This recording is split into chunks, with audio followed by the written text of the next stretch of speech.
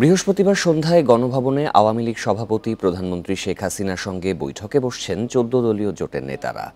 বৈঠকে নির্বাচন পরবর্তী জোটের অবস্থান, ভূমিকা ও সার্বিক পরিস্থিতি মূল্যায়ন করা হবে। একই সঙ্গে ঠিক হবে ভবিষ্যৎ কর্মপরিকল্পনা, আশা প্রকাশ করেছেন জোট নেতারা। নগদে ৫০০ টাকা বা তার বেশি পেমেন্টে পেতে পারেন ঢাকায় জমিসহ ২০ কোটি টাকার পুরস্কার।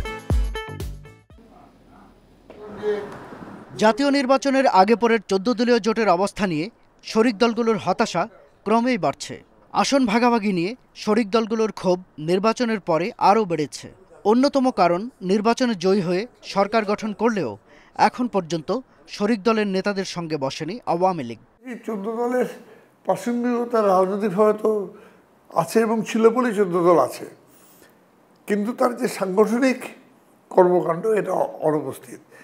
তো যে অঙ্গের কোনো কাজ থাকে না সে অঙ্গ তো আপনার অবলুপ্ত হয়ে যায়। তো ১৪ দলের অবশ্য সেই জায়গায় দাঁড়িয়ে আছে, একটা নিষ্ক্রিয় জায়গায় এবং একটা ভ্রান্ত জায়গায় ১৪ দল চলে গেছে।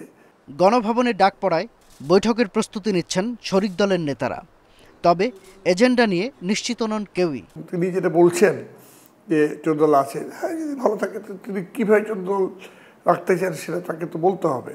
নির্বাচনের পরে ৪ মাস হয়ে গেছে, কোথায় ৪ মাস ৫ মাস হয়ে গেল, ওরা কিন্তু সময় হয়নি এখনো পর্যন্ত আমাদের সাথে বসার। এই বৈঠকের মধ্য দিয়ে আমরা বোঝার চেষ্টা করব যে ভবিষ্যতে কোন বিষয়ে ১৪ দল কাজ করবে। আগে জোটনেত্রী শেখ হাসিনা তার বক্তব্য দেবেন, তারপরে আমাদের আলোচনা করব। শেখ হাসিনাকে বলতে হবে উনি কিভাবে ১৪ দল দেখতে চায়। আগামীর করণীয় ঠিক করায় লক্ষ্য উদ্দেশ্য মন্তব্য করে বৈঠকের আলোচনার বিষয়ে ধারণা দেন জোটের দপ্তর সম্পাদক। জোটের নেত্রী দেশরত্ন শেখ হাসিনা এই বৈঠক আহ্বান করেছেন, সেখানে সকল দলের নেতারাই যাবেন।